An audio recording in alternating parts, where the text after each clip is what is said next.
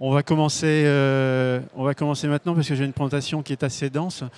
Juste quelques secondes, essayez de savoir qui vous êtes.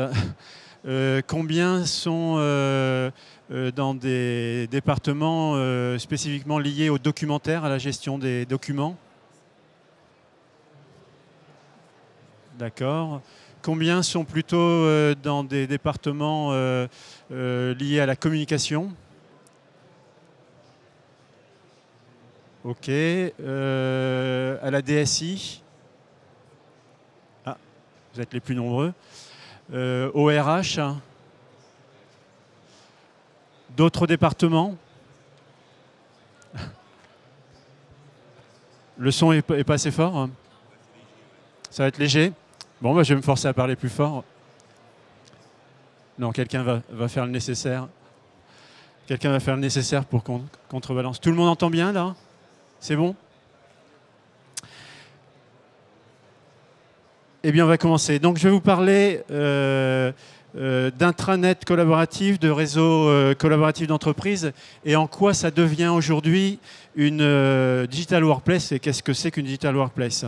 Donc, très rapidement, je vous présenterai qui on est, l'éditeur Jalios, surtout notre vision que je vais essayer de partager avec vous. L'offre, on va passer très rapidement et surtout, le gros de la présentation, c'est vous parler de comment réussir de tels projets avec quelques cas clients ensuite. Donc qui on est? On est un éditeur d'une solution d'intranet collaboratif et social. Sous l'angle de la dimension en particulier du RSE, l'Observatoire de l'intranet nous positionne comme le deuxième éditeur en France. Le premier, c'est Microsoft avec SharePoint et Office 365. Ce qui est important de dire, c'est que quand on est face à eux, on les bat 2 fois sur 3. Malheureusement, il y a plein de fois où on ne nous propose même pas de répondre, ce qui explique ce différentiel de chiffres. Et vous voyez qu'ensuite, autre solution propriétaire, libre ou développée en interne, c'est Google qui a beaucoup progressé avec ses offres de communication, de collaboration orientées pour les entreprises. Tandis qu'IBM, qui est juste derrière, est plutôt encore sur une phase de baisse. Alors pourquoi est-ce qu'on a ce succès? C'est par la couverture et la richesse fonctionnelle. Donc on le voit apparaître ici avec 2 analystes, le CXP et puis aussi l'ECO qui est présent. Et ce que je vais vous expliquer, c'est en quoi cette richesse fonctionnelle, ce n'est pas des choses qui seraient trop variées, trop azimuts, mais qui au contraire répondent à un besoin.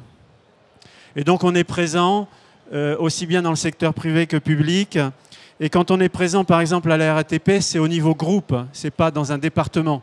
Quand on est présent chez Natixis, c'est pareil au niveau groupe, c'est toute la communication interne et externe, intranet et internet qui est réalisée avec notre solution.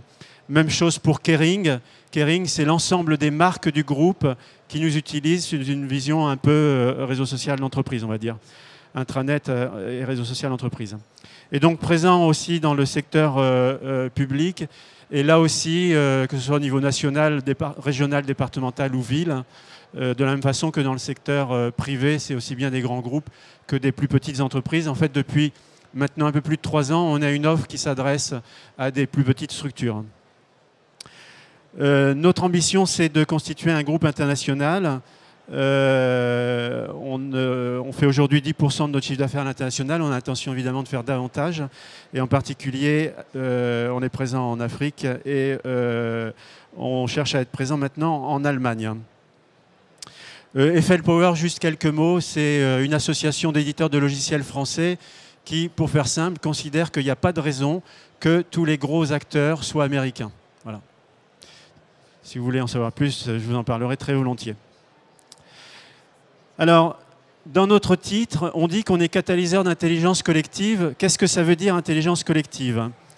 En fait, c'est toute une pyramide qu'il est nécessaire de gérer pour pouvoir accéder, j'allais dire, au Graal, à l'espace ultime d'intelligence collective. C'est-à-dire qu'il faut non seulement être capable de gérer l'information, la partager, il faut être capable de communiquer, il faut être capable de collaborer, il faut être capable de gérer les connaissances, et je vais vous expliquer en quoi c'est peut-être différent de ce qu'on a pu dire dans le passé, et le but ultime, arriver à cette intelligence collective. Alors, intelligence collective, comme c'est un terme qui est souvent utilisé, je voudrais juste qu'on détaille bien ce dont on parle. Il y a une phrase qui était très célèbre d'un ancien PDG de HP qui disait si HP savait ce que HP sait, HP serait 3 fois plus productif. Ce n'est pas 3 fois plus bénéficiaire comme c'est souvent traduit en français, c'est 3 fois plus productif. Et ça veut dire quoi? Ça veut dire qu'en fait, il y a des gens dans HP qui savent des choses, mais ceux qui auraient besoin de le savoir ne le savent pas toujours. Voilà. Et c'est le problème auquel vous êtes confrontés très certainement, très fréquemment. C'est les gens qui ont besoin d'accéder à de l'information n'ont pas forcément accès à cette information. Et ce n'est pas juste l'information, c'est qui sont les bonnes personnes avec qui on peut dialoguer. Cette information-là, on ne l'a pas non plus. Et donc, quand on parle d'intelligence collective, parfois on parle d'une propriété transcendante. Une propriété transcendante, c'est une propriété qu'un tout possède alors que ses parties ne le possédaient pas. C'est-à-dire que le tout a plus de poids que les parties élémentaires. Alors, on pourrait discuter de ça, mais de façon beaucoup plus pragmatique. La réalité aujourd'hui, c'est que la somme des parties, la somme des employés, la somme des agents dans une structure, aujourd'hui, c'est moins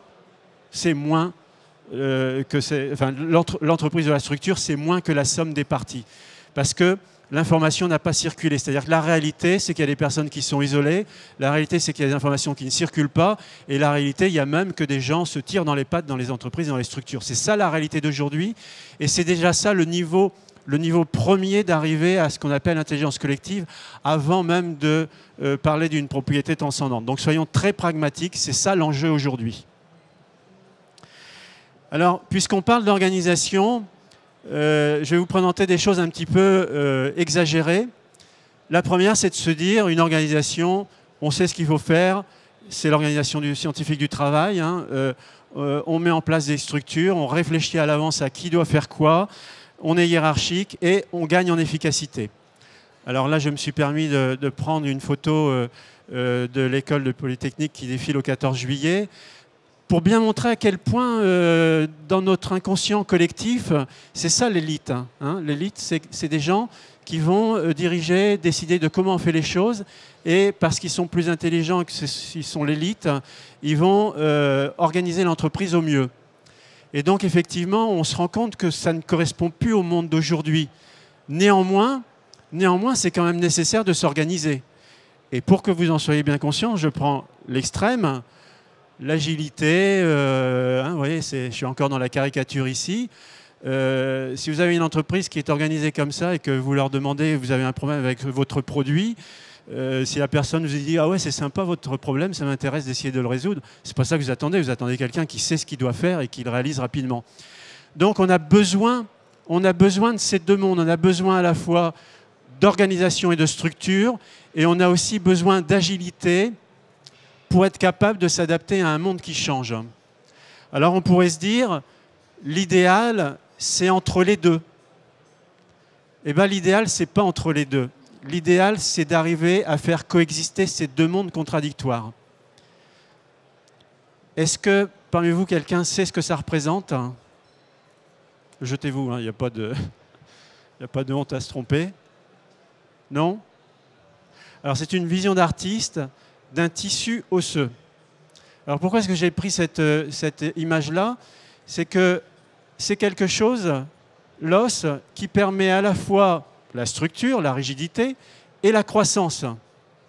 Hein, pensez à ça. Et pourquoi est-ce que ça fonctionne? C'est qu'en permanence, il y a destruction de l'os et construction de l'os. C'est ce qui permet, quand il y a une fracture, d'avoir la fracture qui se soude. Donc il y a coexistence de ces deux forces, à la fois la rigidité, hein, on construit, et puis on déconstruit en même temps. Et donc cette image-là me paraît intéressante pour bien souligner à quel point ces deux choses contradictoires peuvent être réunies dans une entreprise. Et en fait, si vous y réfléchissez, c'est déjà le cas aujourd'hui. C'est-à-dire qu'il y a des gens qui donnent des règles, etc.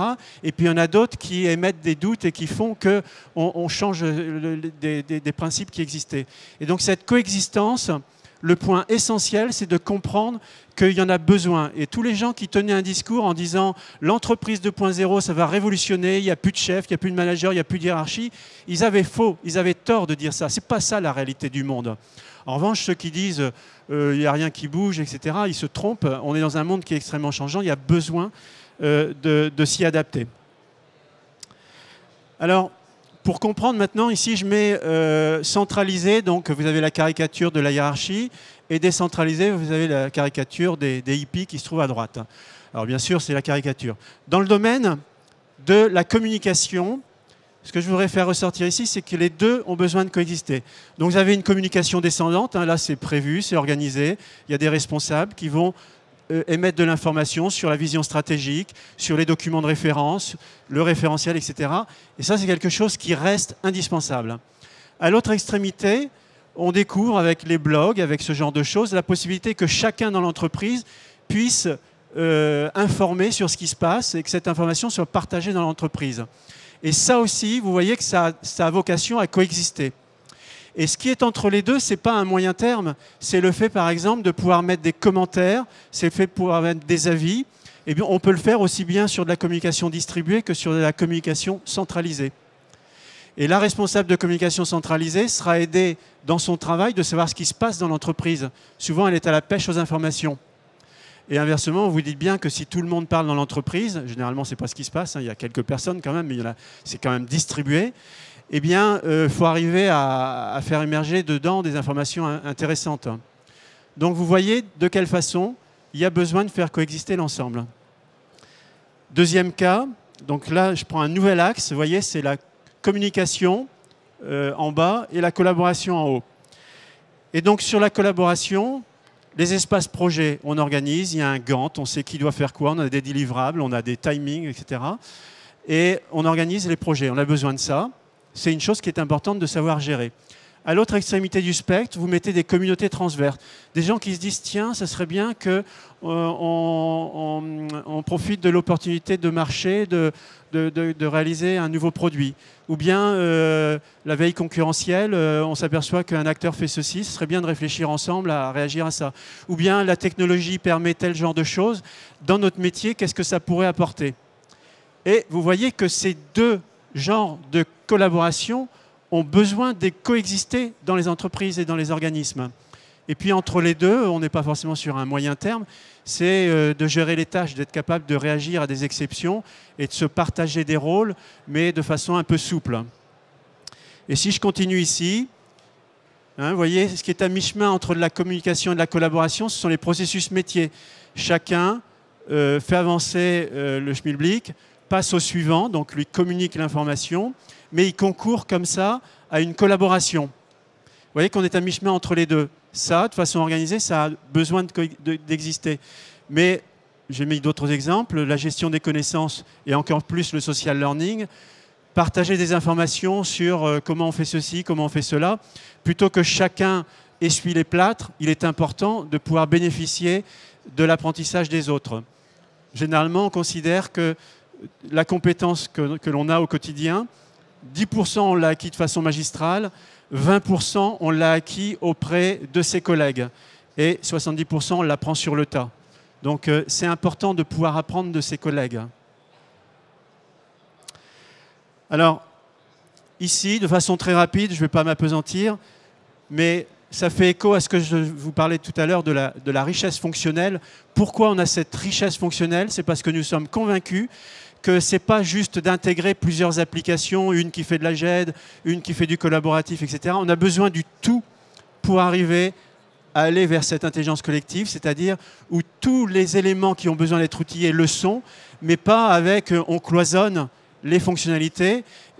Pourquoi? Parce que quand on est en train de répondre à un besoin, on veut que quand quelqu'un réfléchit à un domaine donné, elle puisse trouver un espace dans lequel tout ce qui concerne, par exemple, l'élaboration d'un nouveau produit soit présent, et que ce soit de l'organisation du temps de réunion, que ce soit des référentiels documentaires, ou que ce soit de la réflexion, de la veille, ou comment dire, des échanges sur le sujet.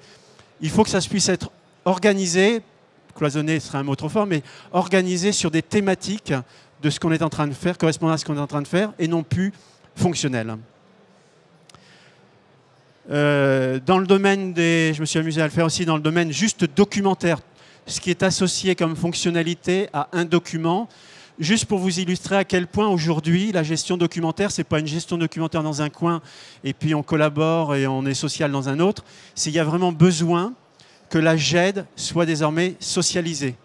pour que tous les éléments, mettre des commentaires, regarder les différentes versions, en disposer sur sa tablette ou sur son téléphone, ce soient des fonctionnalités qui soient immédiatement disponibles. Alors, juste maintenant, pour décrire un petit peu notre offre. On a une offre qui couvre tous ces domaines, hein, donc gestion de contenu, gestion documentaire, portail, espace collaboratif relativement structuré et puis aussi le non structuré et la dimension réseau social. Et ce qui se passe, c'est que le tout, c'est notre offre Digital Platform qui a pour but de mettre en place une Digital Workplace. Les gens ne le font généralement pas le grand saut en un seul coup, ils le mettent en place progressivement, mais ça correspond à notre offre principale. On a un certain nombre de clients qui ne s'intéressent d'abord qu'à la partie documentaire, mais vous voyez, liés aux espaces collaboratifs, qui vont structurer la façon dont on échange. Il peut y avoir un référentiel qui va être transverse à toute l'entreprise, et ensuite il va y avoir un certain nombre de référentiels qui seront liés à des thématiques ou à des départements ou à des projets.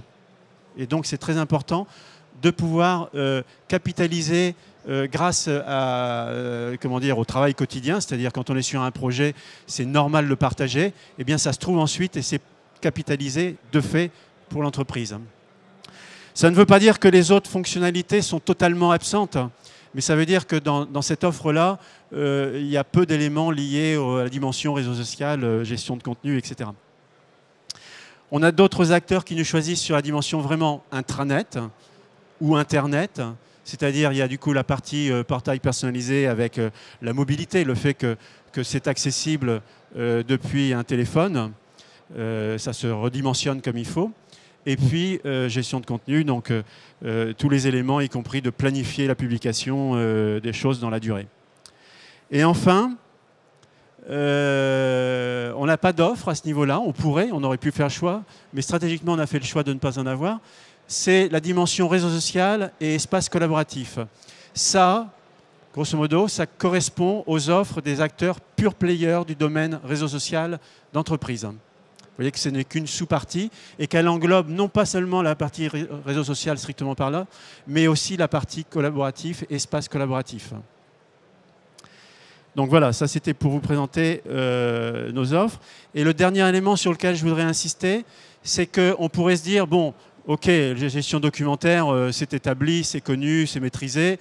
Et puis tout ce qui est innovation, on va le trouver dans le domaine du réseau social d'entreprise. Eh bien, ce n'est pas du tout vrai. L'innovation, elle est dans l'ensemble de ces domaines. Et c'est l'ensemble de ces briques que chez Jalios, on continue à faire vivre. Donc c'est important de le souligner. L'intégration avec Office 365, J-Drive, dans le domaine documentaire, c'était des éléments importants. L'OCR aussi, pour le process, le traitement d'applications métiers. Et enfin, vous ne me l'avez pas dit parce que je ne vous ai pas donné la parole, mais la Digital Workplace, c'est vraiment l'espace de travail quotidien. Donc pour pouvoir y trouver ce qu'on veut, ça veut dire qu'il y a un certain nombre de choses que nous ne fournissons pas qui sont nécessaires. Et donc on s'intègre comme ça à un certain nombre d'outils, notamment les suites Office. Alors bien sûr Office 365 ou les anciennes versions d'Office. Ça peut être aussi Google Doc ou LibreOffice. C'est-à-dire qu'on offre un choix. C'est un élément très important, c'est qu'on offre un choix aux DSI qui nous choisissent de pouvoir coexister avec des éléments qui sont déjà existants, plutôt que parce que vous avez un fournisseur, vous êtes prisonnier et vous êtes obligé de prendre tout ce que l'acteur en question vous fournit et vous ne pouvez pas en déroger. Donc c'est vraiment un axe de liberté, aussi bien dans la suite Office que le courrier électronique ou que la communication instantanée. J'ai mis quelques exemples d'applications métiers, il y en a 3 juste pour faire esthétique, mais là évidemment, des liens avec des applications métiers, c'est souvent un élément important pour que les gens trouvent un usage quotidien. C'est ce qui fait que du coup, on découvre des informations. Il y a vraiment une synergie qui se crée avec les différentes autres briques. Voilà. Et puis pour vous accompagner, on a un club utilisateur, on a un très grand nombre d'intégrateurs, aussi bien en France qu'à l'international, et donc d'ingénieurs formés, ce qui vous fournit un choix. Et puis on a dans le support, bien sûr, tout ce qui touche à la maintenance, mais aussi JLab, c'est ce qui est au milieu. C'est un espace de ce qu'on appelle Open Innovation, où on implique nos clients pour élaborer de nouveaux produits. Et pas que des clients, ça peut être aussi des personnes externes. Typiquement, à l'heure actuelle, on est en train de réfléchir au domaine du social learning. Donc, on vous invite à remplir le formulaire si vous voulez avoir la présentation. Et si vous êtes intéressé par le social learning et que ça vous intéresse d'y réfléchir avec nous, n'hésitez pas à cocher la case, parce que nous, on est en ce moment dans une phase d'aller discuter, présenter ce qu'on a vu pour arriver à comprendre ce qu'est le véritable produit attendu. C'est-à-dire d'aller plus vite vers ce qui est attendu de nos clients.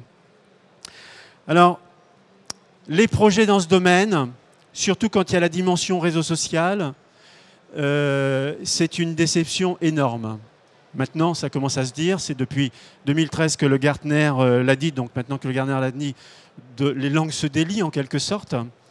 Et ça a été même quelque part presque caricaturé en disant souvent les projets c'était déployer et prier. Mais vous savez, j'ai entendu des acteurs pure players du domaine des réseaux sociaux d'entreprise qui disaient « jetez-vous, il vous poussera des ailes ». Donc je ne vais pas nommer de qui il s'agissait, mais il y avait une euphorie en se disant « c'est formidable, ça fait tellement de choses qu'on se demande comment on a fait pour vivre sans ». Ça ne marche pas, ça ne marche pas du tout. Et aujourd'hui encore, en 2016, on se rend compte que beaucoup des gens le déploient et très peu l'utilisent encore au quotidien, même quand ils sont persuadés que c'est utile. Donc la réalité, c'est celle-là. Et cette réalité, c'est la réalité du changement. Et ça aussi, c'est quelque chose qui a été formalisé et qui a été étudié. Cette réticence au changement, ça a été étudié notamment par quelqu'un qui s'appelle Kotter et qui a mis en place une méthodologie. Alors, il n'est pas le seul, mais je me suis appuyé sur sa présentation. 8 étapes pour arriver à changer les choses. Alors, je ne vais pas les passer toutes en revue, mais quelques-unes qui me semblent clés. La première, c'est créer un sentiment d'urgence. Je vois photographier, n'hésitez pas à demander la présentation, vous aurez la totalité. Créer un sentiment d'urgence. Oh, comme il y va, sentiment d'urgence, on a vécu quelques années sans ça, on peut encore vivre quelques années toujours sans. Il n'y a pas forcément urgence. Alors l'urgence, elle vient du monde qui change et du fait que la relation avec le client n'est plus la même. Donc là, je pense que je n'ai pas besoin de vous expliquer les choses, mais c'est vrai aussi dans le domaine de l'hôtellerie. Et je pense qu'il faut vous dire, quel que soit votre domaine, que ça vous touche. Je pense qu'on ne peut pas se dire on est à l'abri de. L'hôtellerie, c'est un domaine, c'est forcément local. Eh bien non, les gens qui gagnent maintenant de l'argent, c'est Booking.com, et ils gagnent de l'argent pas en France. En plus, c'est dans des paradis fiscaux, mais ça, c'est une autre thématique qui est régulièrement d'actualité. Donc, il faut le regarder sous forme d'un risque, mais il faut aussi savoir, et ça en France on a du mal, il faut aussi savoir le regarder sous la forme d'une opportunité. Je pense que c'est vraiment, vraiment, vraiment important, parce que c'est quand même dommage ce monde où les Américains voient l'opportunité et les Français, ou même parfois les Européens, voient le risque. Donc il faut prendre les choses à bras-le-corps. Et prendre les choses à bras-le-corps, c'est la relation client, mais il ne faut pas que ce soit simplement on va changer l'apparence. Juste la relation avec le client. En fait, il faut transformer comment on fonctionne en interne pour être capable de rendre ces nouveaux services aux clients. Et ça, c'est vraiment le point fort, c'est qu'il faut fonctionner différemment, collaborer différemment. Et une fois qu'on a compris ça, on comprend dans quelle mesure, vous voyez, je vous parlais d'urgence, il y a vraiment urgence pour que ce ne soit pas d'autres acteurs qui prennent les marchés sur lesquels vous êtes présents. Et même dans le domaine du secteur public, il y a une urgence parce que les citoyens ne comprennent pas qu'ils n'ont pas les mêmes facilités et qu'il y a un certain nombre de services dont ils se disent qu'ils pourraient être mieux rendus dans le secteur privé. Alors, pour aborder cette question-là, il y a des méthodes. La première, c'est de se dire qu'est-ce qui me fait mal au quotidien? Où est-ce que je souffre? Vous, votre chef, votre patron et vos collaborateurs. Où est-ce que vous souffrez? Et là encore, vous voyez, ces deux axes peuvent vous aider à réfléchir. J'ai mis quelques éléments, vous savez, j'en ai mis 9, mais ce n'est pas parce qu'il n'y en a que 9, c'est parce que ça suffit à clarifier les idées et que ce sont les plus fréquents. On sait qu'on perd du temps à lire les mails, qu'on perd du temps à chercher l'information quand on la trouve, que quand il y a un processus, dès qu'il y a une exception, c'est plus traité de façon efficace, que le travail est fait souvent plusieurs fois par des personnes différentes qui ne se parlent pas, qu'on ne sait pas qui a des compétences dans l'entreprise. Je veux dire, tout ça, je pense, vous parle. Mais les pain points dans vos entreprises sont peut-être différents. Ça, c'est un élément de réflexion que je vous livre. Et puis l'autre élément, et là donc c'est plus sous l'aspect positif, c'est quels sont vos rêves. Et là, j'ai pris à escient une image qui est vraiment celle du rêve. C'est faut pas vous dire à l'avance c'est pas possible, ça marchera jamais, etc. C'est quoi vos rêves? Qu'est-ce qui existe? Vos rêves, ceux de vos chefs, ceux de votre patron, et puis ceux de vos collaborateurs. Et donc à ce moment-là, eh bien, on se dit, on aimerait prendre des meilleures décisions, on aimerait augmenter ses ventes, on aimerait être plus économique. Ça, c'est les choses, augmenter ses ventes et être plus économique, qui sont généralement dans les objectifs fondamentaux des entreprises privées. L'économie va être plutôt dans les entreprises, les organismes publics, un élément assez récurrent. Hein, je pense que ça vous parle. Et puis après, des éléments, intégration des nouveaux arrivants, valorisation des personnes, etc. Voilà. Ce sont des choses, encore une fois, il y en a 9. Certaines vous parlent et il y en a d'autres que vous construirez en ayant un projet. Et tout ça, ça permet d'être vraiment, quand on parle de sentiment d'urgence, de dire oui, il faut quand même bouger les choses. Les outils sont là pour le permettre. Le secteur et son évolution bougent, puisque justement il y a des outils, c'est pour ça que ça a bougé. Et donc, faisons partie de ceux qui sont moteurs et chez qui ça marche. Alors ensuite, je passe sous silence le fait de former une coalition. Enfin, je ne vais pas vous détailler l'ensemble des 8 étapes. Développer une vision. Développer une vision, qu'est-ce que c'est qu'une vision? Une vision, c'est d'où partons et où veut-on arriver. Et c'est pas la vision, c'est pas de dire on aimerait bien tout faire, etc. Non, il faut savoir faire des impasses. Il faut savoir se dire, bon, ça, c'est pas indispensable, ce serait bien de l'avoir, ce serait nice to have, mais pour l'instant, ce qui nous fait le plus mal et ce qui nous apportera le plus, c'est ça. Et il faut se concentrer sur cette étape. Et généralement, vous allez construire non pas une seule étape, mais plusieurs, en vous disant, bon, et quand on aura fait ça, il y aura encore quelque chose à faire derrière. Et donc, c'est vraiment un chemin. Et puis là, j'ai pris une image qui, je pense, explique que le plus court chemin d'un point à un autre, ce n'est pas la ligne droite. Et puis, explique aussi qu'il ne faut pas forcément se précipiter si on ne veut pas se casser la figure. Donc, je pense que tous ces éléments-là sont dans l'image implicitement. Alors, ensuite, ce que vous allez faire, c'est réfléchir sur des éléments qui sont plutôt liés à votre stratégie et à comment vous êtes organisé, comment vous managez. Et n'essayez pas de vous dire votre objectif. Alors, peut-être que vous allez faire le constat que vous êtes toujours à gauche, mais peut-être pas. Il y a peut-être des points sur lesquels vous êtes plus avancé. Et votre objectif, hein, je le répète, ne doit pas être de cocher toutes les cases à droite. Vous n'allez pas y arriver. Votre objectif, ça va être de considérer qu'est-ce qui est atteignable, qu'est-ce qu'on peut se donner comme objectif. Ça, c'est sur le plan plutôt organisation. Et puis sur un plan presque fonctionnel, disons plutôt usage, en gestion des connaissances, en collaboration en réseaux sociaux. Donc voilà un extrait de ce qui vous permet de réfléchir où vous en êtes et où vous voulez aller. Dans la mise en œuvre, je ne détaille pas tout. Le point qui me semble le plus important, ce sont les résultats à court terme. Peut-être parmi vous, certains sont familiers du terme « quick win », gagner rapidement. Quick win, c'est un terme qui vient de l'accompagnement au changement. Ce sont ces résultats à court terme qui permettent de valider une démarche. C'est-à-dire que même si vous avez un projet qui est extrêmement ambitieux et qui va avoir des résultats énormes, pour arriver à ce que ça fonctionne, il faut d'abord que vous démontriez des premiers résultats.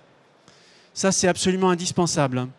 Et donc, la mise en œuvre, ce que je vous conseille, c'est de fonctionner en mode agile. Alors, généralement, tout le monde est d'accord en disant « oui, super, génial », sauf que vous faites pratiquement tous des cahiers des charges qui ne laissent plus la place à l'agilité ensuite parce qu'il faut faire ce qui est écrit dans le cahier des charges. Alors, néanmoins, une chose qui est vraiment, vraiment, vraiment un point important, c'est tâcher de faire une phase pilote. Une phase pilote, c'est 10% de l'objectif cible, c'est 4, 5, jusque 10 chantiers, projets pilotes à l'intérieur, où des équipes sont mises en place et doivent atteindre un résultat. Chacune, normalement, est susceptible de donner un résultat tangible qui va permettre de crédibiliser la démarche. Et après, on se dit, bah oui, si ça a marché pour ça, moi aussi, ça marchera. Pour que ça rebondisse et que ça fasse boule de neige dans l'entreprise. Donc ça, c'est vraiment une démarche extrêmement importante. Je ne vais pas détailler, mais ayez en tête que c'est bien dans cette démarche-là d'inclure des opposants. Pas ceux qui sont des opposants systématiques et irréductibles parce que vous ne les changerez pas, mais des opposants qui ont des critiques et qui peuvent comment dire, revenir sur la décision au fur et à mesure de ce qui se passe. Et là, un opposant que vous avez converti, généralement, c'est votre meilleur ambassadeur ensuite. Parce que lui, il est capable de faire la démarche complète, de dire « oui, effectivement, il y a ça et ça et ça, et moi aussi, j'y croyais pas pour telle raison, mais il y a tel résultat, et ça, c'est factuel, c'est intangible. » Ça, c'est des choses qui sont extrêmement précieuses. Alors, juste quelques cas clients. Pour parler, je ne vais pas le détailler parce qu'encore une fois, la présentation est très dense. Juste pour détailler quel a été le quick win, la réussite rapide qui a permis de valider ensuite la démarche projet. Donc ici, chez Keolis, le projet, c'était un projet de KM mené par quelqu'un qui est responsable de la gestion des connaissances. Et le quick win, ça a été des réponses à des appels d'offres et le montage de dossiers où le fait de pouvoir faire appel à d'autres a permis d'aller plus vite ou d'avoir des choses beaucoup plus comment dire, meilleures en termes de qualité pour gagner des marchés. Et donc, c'est typiquement, j'ai une zone qui est limitée, une zone piétonne qui est limitée à 15 km/h. Je voudrais que le service soit plus rapide. Jusqu'à quelle vitesse je peux monter? Comment je défends ça? Et donc, la personne qui a posé cette question-là, c'était pour l'Australie, a eu 5 réponses très détaillées qui lui a permis de monter un dossier. Vous voyez, ça, c'est un quick win, un exemple très concret. Là, le MUSEM, donc c'est le très beau musée à Marseille. Le quick win, le gain rapide, ça a été la gestion des expositions temporaires. C'est-à-dire qu'on a besoin de réunir toute une série de personnes et de partager des documents, d'avancer le projet, que chacun puisse avoir le même niveau de connaissance. Donc, quelque part, c'est un projet, quelque part. Hein.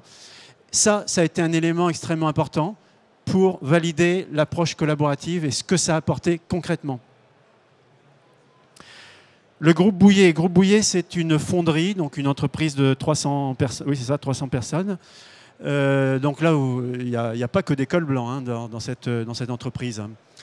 Et le but, c'était de mettre en place une gestion documentaire. C'est vraiment sous cet angle-là. Ils avaient d'ailleurs hésité avec SharePoint. Et puis, ils ont pris notre solution en se rendant compte que finalement, ça répondait mieux à leurs besoins. Et le projet a même changé en cours de route. C'est-à-dire que la dimension communication et réseau social a été comment dire, plus importante que ce qu'ils avaient imaginé initialement.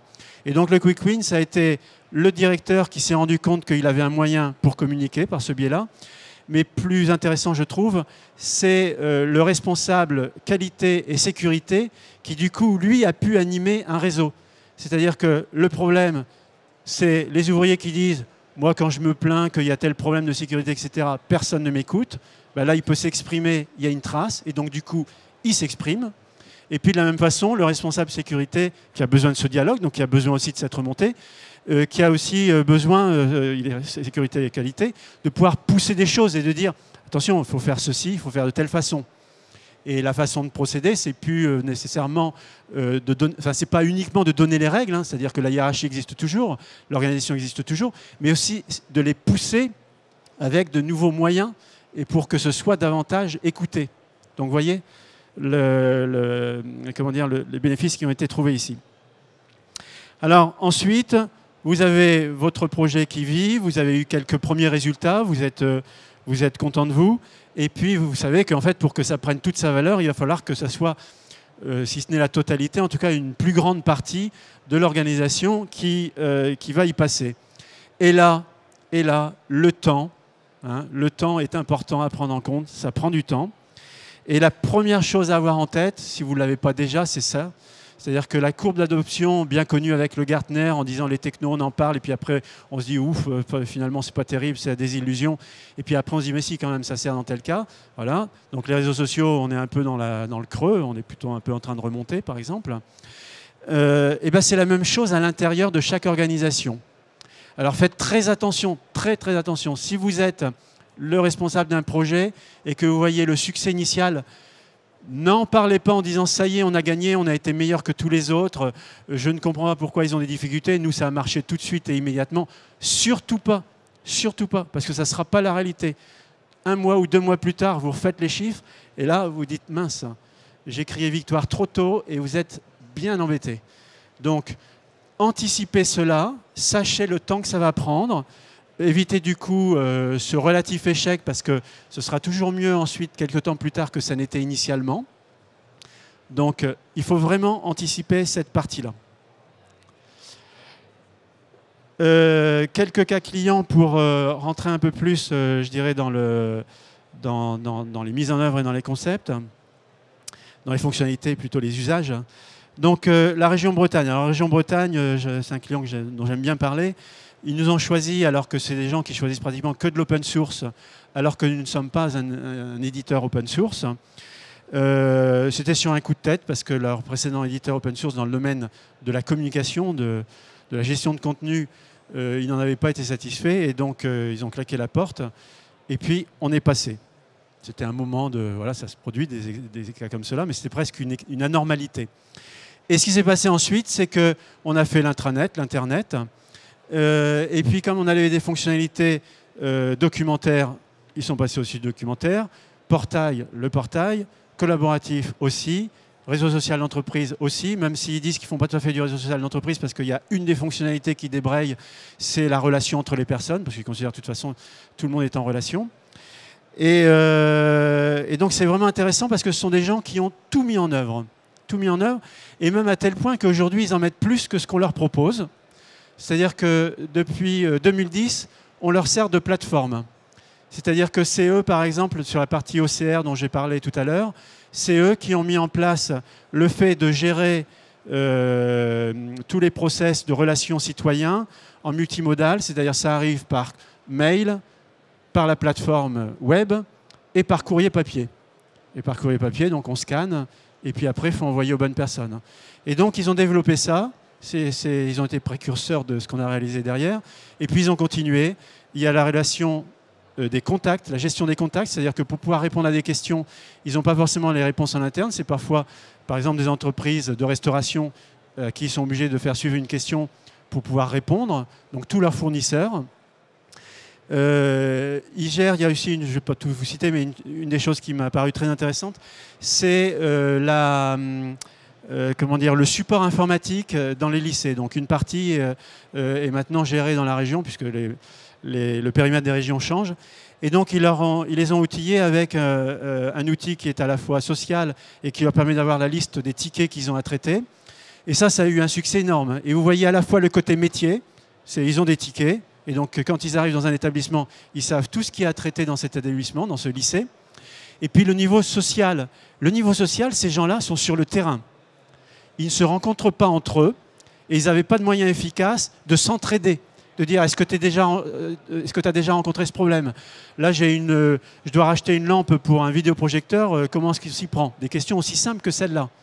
Eh bien, ça, du coup, ils s'entraident, et ça a un autre effet, c'est que ces gens-là sont généralement ce qu'on appelle des populations à risque, parce qu'ils ont un métier qui est difficile, ils arrivent, ils se font engueuler par la personne, parce que ça fait déjà 5 jours ou 2 semaines qu'on attend leur venue. Donc, et puis ils n'ont pas cette entraide, et ils n'ont pas le confort de rencontrer leurs collègues régulièrement. Et donc, population à risque. Le fait d'avoir cette dimension sociale, quelqu'un arrive, hop, il se souhaite la bienvenue, il y a vraiment un niveau réseau qui existe. Hein, vous voyez ce que je veux dire? Et donc, on voit la coexistence de cet aspect ticket. Donc là, on est très dans l'organisation, je dirais, traditionnelle du travail, et réseau social, de pouvoir s'entraider. Les deux coexistent sur la même plateforme. Donc là, vous voyez, ça vous parle très bien par rapport à ce que je vous décrivais de coexistence d'éléments qui peuvent être considérés soit comme contradictoires, ou en tout cas non liés. Il faut que je fasse vite pour terminer ma présentation en temps. Massif, c'est juste pour souligner un point. Ils avaient mis en place les réseaux sociaux dans 2 usages. Un usage pour les managers et un usage pour les élus, c'est-à-dire les représentants qui sont élus. Quand vous êtes adhérent de la Massif, vous pouvez voter, je ne sais plus à quelle fréquence, pour des représentants qui vont siéger à l'Assemblée générale. À votre avis, lequel des 2 réseaux sociaux a le mieux fonctionné? Les élus ou les managers? C'est celui des élus. Pourquoi? Parce que fondamentalement, ils jouent un rôle dans un réseau. Ils ont besoin de répondre aux questions que leur posent les gens avec qui ils sont en contact. Ils ont besoin de se tenir informés de ce qui se passe dans la mutuelle. Ils ont besoin d'animer finalement le fonctionnement mutualiste qui a une vraie valeur et qui correspond bien à cette organisation de réseau. En revanche, les managers, généralement, ils ont déjà leur réseau, donc ils n'en ont pas besoin d'un de plus. Ce n'est pas eux qui sont demandeurs parce qu'ils sont déjà en poste, ça veut dire que ça se passe bien pour eux. Donc ça, c'est un élément important à avoir en tête. Les réseaux, généralement, quand ils sont spécialisés sur les managers, on a plusieurs clients qui ont fait ça, c'est plutôt des échecs. Il faut plutôt viser des gens qui ont des vrais problèmes à résoudre.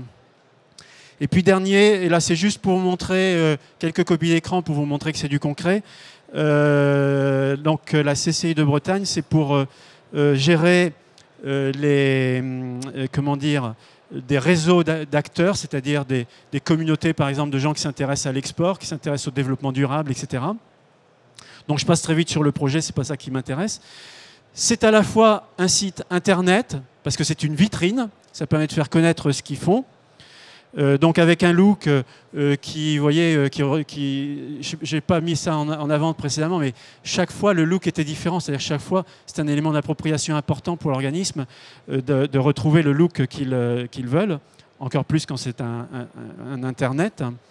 Connaître l'annuaire des adhérents, un référentiel documentaire accessible par tout le monde sur l'internet. On va voir après autre chose. Une veille collaborative, là aussi, qui est transverse. Et ça, c'est 2 clics pour partager des informations ici. En 2 clics, vous êtes sur une page. En 2 clics, vous êtes capable de publier ça et éventuellement de rajouter un commentaire. Vous avez un petit nuage de tags sur le côté qui permet de s'intéresser simplement à des sous-parties de ce magazine collaboratif. La recherche multifacette. Donc à droite, on peut comment dire, se concentrer sur des auteurs, des mots-clés, des types de documents, etc. Ils n'ont pas pris toutes les facettes qui existaient, ils ont pris que celles qui leur paraissaient utiles. Et puis les communautés. Et là, la plupart sont privées, donc développement international, performance industrielle, ressources humaines, ça c'est un point qui est très fréquent d'intérêt pour les managers. Mais vous voyez que c'est centré du coup sur le sujet ressources humaines. Et donc à l'intérieur, qu'est-ce qu'on a ? Eh bien, on a des espaces collaboratifs qui sont tout à fait modifiables. C'est-à-dire qu'à l'intérieur, on trouve les fonctionnalités désirées. C'est-à-dire que ça peut être plus orienté documentaire, ça peut être plus orienté veille, ça peut être plus orienté... On active les fonctionnalités qui sont adaptées à chaque usage. Et donc toutes ces boîtes qu'on trouve sur la page d'accueil, on peut ensuite aller dans chacun des espaces. Donc ici l'annuaire pour découvrir les personnes, regarder les profils des personnes, mieux connaître. Et puis à nouveau le documentaire. Le documentaire reste central dans la collaboration. Donc il reste central dans cette comment dire, dimension collaborative, sociale et qui va vers l'intelligence collective. Et donc là, c'est le partage documentaire à l'intérieur d'un espace collaboratif. Et là, encore à l'intérieur, on retrouve cette notion un peu de répertoire qui permet de classer l'information. Généralement, les recherches sont majoritairement de façon textuelle, mais il y a ces 20-30% qui s'appuient sur une navigation sur les catégories. C'est généralement les chiffres qu'on trouve chez la plupart de nos utilisateurs. Poser des questions, discuter des idées, etc. Et puis là, vous avez un autre site. Voilà, donc j'en ai terminé. Juste ce dernier point pour, je dirais, faire un peu un résumé de ce qui a été dit. Développer une vision. Quel est votre objectif et donc quel est le chemin qui va permettre d'y accéder. Choisissez une solution polyvalente. Alors là, évidemment, je plaide pour notre solution Jalios puisqu'on est éditeur. Mais je ne supporte plus d'entendre les gens dire la solution n'a pas d'importance. Ce qui est important, c'est l'accompagnement, l'organisation, etc. Oui, c'est important. Ce que je vous ai dit, l'a souligné à maintes reprises. Oui, c'est important. Mais si vous voulez, c'est comme un tuyau. Si à un moment donné, vous avez un gros tuyau parce que vous êtes bien outillé pour la paix, organisation, etc., mais j'insiste dessus parce que souvent, ce n'est pas le cas, ça n'empêche que si votre outil ne permet pas d'aller jusqu'au bout du chemin, eh bien, vous allez être bien embêté. Donc, c'est pour ça que c'est important d'avoir un outil qui réponde jusqu'au bout de votre chemin parce que vous allez avoir plusieurs étapes. Démontrer des résultats à court terme, je pense que ce message est bien passé, mais c'est important. Et puis, gérer dans la durée. Gérer dans la durée. Et donc, du coup, quand on a cette image-là, je reprends à nouveau cette image du tissu osseux. C'est pour durer. Il va y avoir de la déconstruction, de la reconstruction. Et c'est normal. Ça va se faire dans le temps. Voilà, donc je pense qu'il y a le... Alors n'oubliez pas de remplir le questionnaire hein, si vous voulez avoir la présentation. Et puis je vais vous donner la parole. Vous avez peut-être des questions, c'est toujours la première qui est la plus difficile à poser.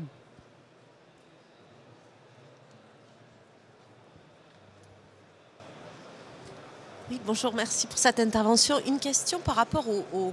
J'étais assez étonnée, alors je ne me souviens plus du client pour lequel vous aviez travaillé, d'un délai de 6 mois de mise en place sur une plateforme de KM. Ça me paraissait extrêmement court. Parce qu'on sait que ce genre de projet, même si on part sur des objectifs de 6 mois, ça peut facilement, pour arriver un peu en vitesse de croisière et que tout le monde se sente à peu près opérationnel avec les outils, ça peut facilement glisser sur 12 mois. Voilà, et c'est une question sur le temps et la durée du projet en étape 1. Je pense que c'est une question qui est très intéressante parce que justement elle souligne ça. Ce que j'ai surtout voulu dire, et quand on parle de délai de mise en œuvre, effectivement, on est souvent sur des délais qui sont même inférieurs à 6 mois. Mais ce qui ne veut pas dire que le projet total, avec sa réflexion amont, elle est souvent plus longue. Mais le point important, c'est justement celui-là, c'est de se dire qu'il faut des retours rapides. Et il ne faut pas viser la perfection, mais qui va mettre un effet tunnel pendant lequel on ne sait pas ce qui se passe. Il faut profiter de cette occasion qui est possible aujourd'hui de mettre en place des choses rapidement. En revanche, effectivement, pour en bénéficier en termes KM à l'échelle d'une entreprise, mais là vous êtes sur plusieurs années, hein, vous allez mettre 3 ans, 4 ans et vous n'aurez même pas toute l'entreprise qui va y aller. C'est ça la réalité d'aujourd'hui. Hein.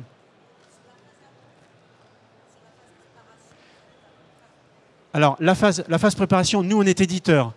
Donc généralement, ce n'est pas nous qui intervenons dans ces phases-là. Hein. C'est pour ça que moi, la phase que je vois, c'est la phase où le projet en est à choisir un produit.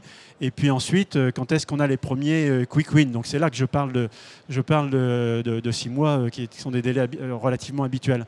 Mais sur les phases amont, ça peut être effectivement plus long. Ceci dit, faites attention. Vous pouvez justement vous utiliser la possibilité de réfléchir ensemble avec cette dimension collaborative. Et un point extrêmement important, c'est que quand vous impliquez des gens dans la réflexion, vous avez des gens qui sont beaucoup plus moteurs. Vous voyez ce que je veux dire? C'est-à-dire que de se dire on va se donner 2 ans pour réfléchir et puis après on va choisir un outil, je pense que c'est passer à côté d'une opportunité qui est que vous pouvez déjà avoir des retours rapides et que vous pouvez ensuite vous mettre dans une dimension qui va consister à s'améliorer en permanence. Et à dire, tiens, maintenant on aimerait bien faire ceci, maintenant on se rend compte qu'il faut classer de telle façon, qu'il faut, si vous voulez, là je déborderai sinon, mais dans le nommage des documents, enfin il y a plein de choses où on se rend compte que le fait par exemple d'utiliser le G-Drive, c'est le fait de pouvoir avoir sur un espace personnel, sur son ordinateur ou sur les tablettes, les documents, et bien du coup il faut songer à les nommer d'une certaine façon pour que les noms et l'ordre alphabétique dans lequel ça va apparaître soient pertinents. Enfin, c'est juste un petit exemple. Mais ce qui vous montre que, enfin, c'est juste pour dire que ensuite c'est sur la durée, c'est très long. Hein. Une autre question?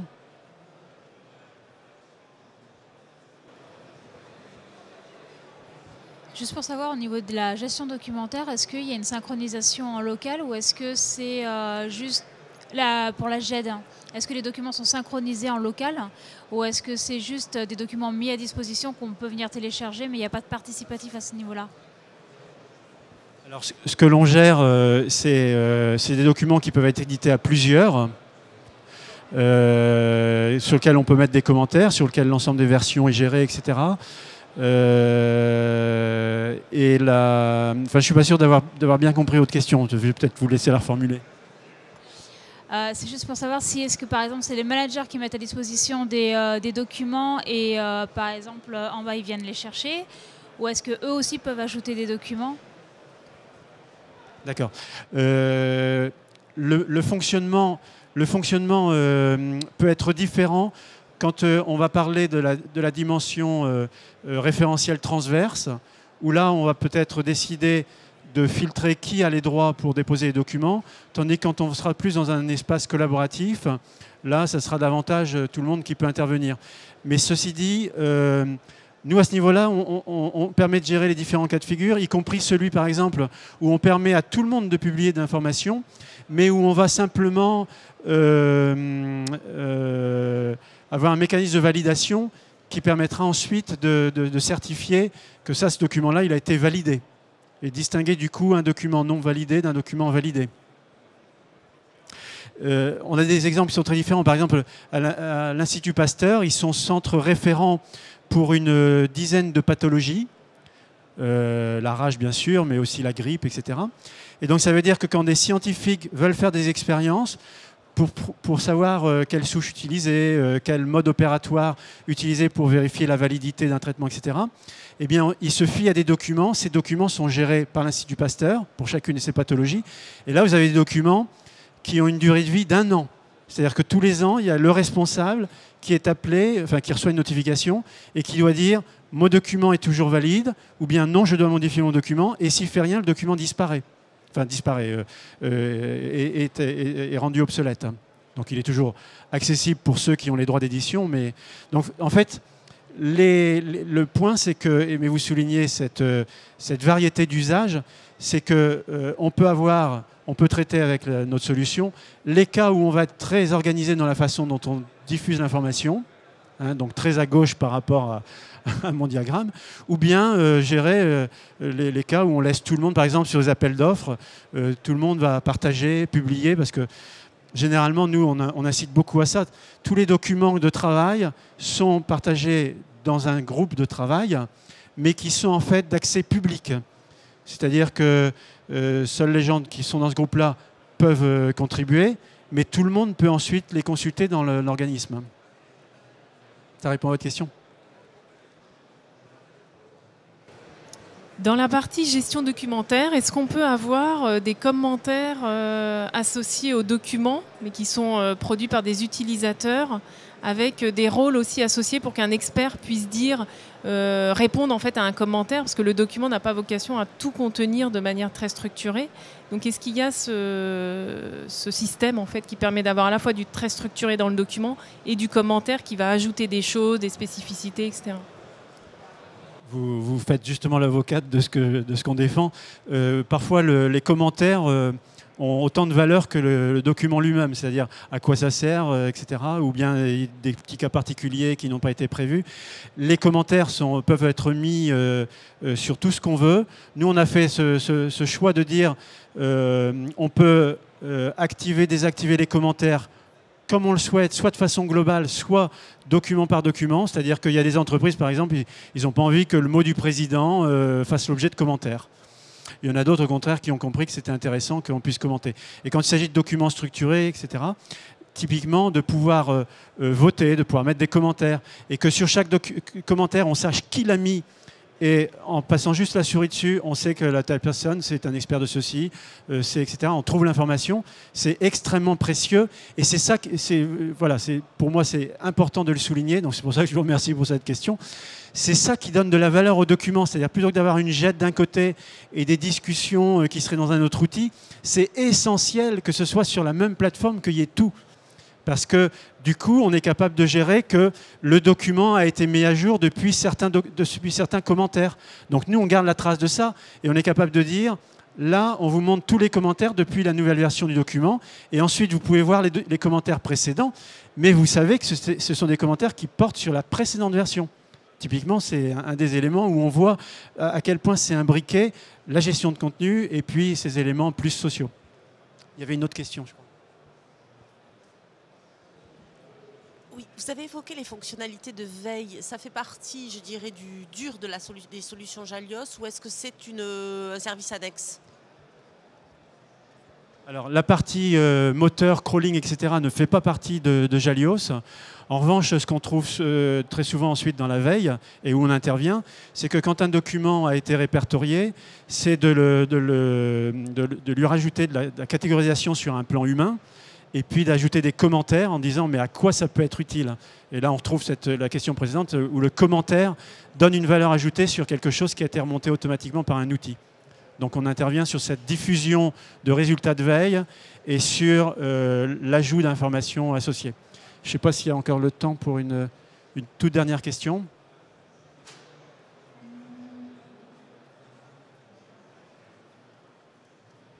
Bah, écoutez, il me reste à vous remercier pour votre attention et puis n'hésitez pas à nous visiter